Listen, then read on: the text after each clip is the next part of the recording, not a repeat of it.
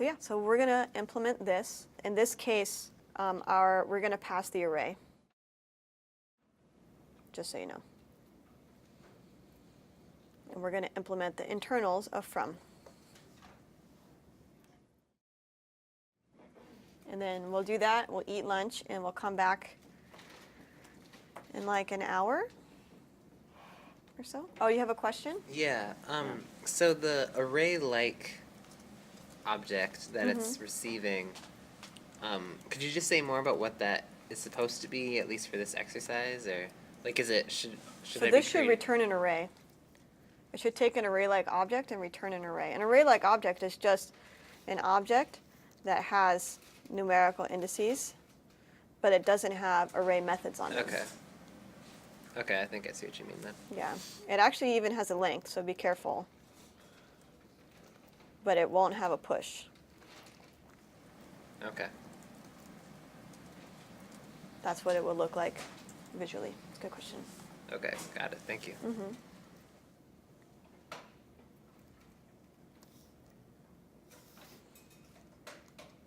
And if you do, well, let's try something here. I'm curious. Oh, I want to show you a cool trick. You ready? So did you know that you could just put a debugger here?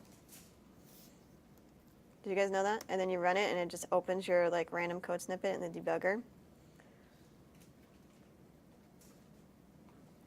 So I put a debugger here because I want to stop the function right there so I can have access to the arguments. And why did I want to do that again?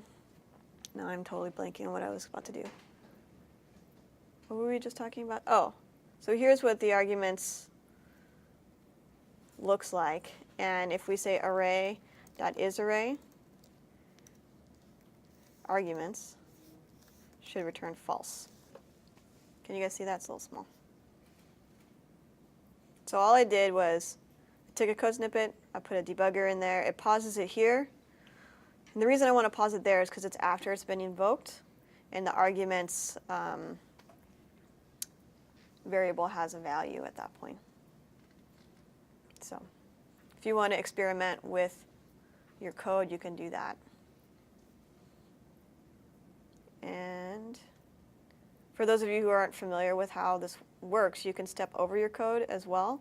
And you can also step into methods. So if you define a method, you can step into it and it will jump into that file or to that method definition. And then you can keep walking through and you can follow how your code runs in your project. So that's kind of nice. And if you go too far in, you can step out as well. But most of the time, I'm just stepping over things. And then it will tell me, for example, that array looks like that. And I can hover, which is pretty nice. Also, if I go too far, I can look at the call stack and I can do something called restart stack frame. And it will go back to the beginning. And then I can do it again, just be like, wait, what happened? Okay, that's what happened. And then, oh, I forgot again. And I restart it. Or whatever.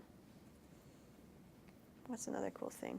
You can watch variables if you want. It's not as useful as it used to be now that we can hover and it has these little orange things now.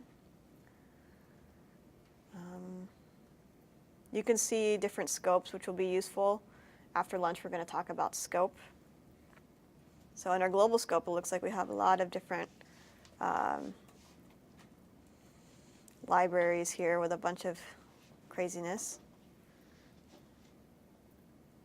And then locally, we have our arguments, our array, and the window. I'm not sure what, I guess the script scope is just the scope of this little snippet that I passed in.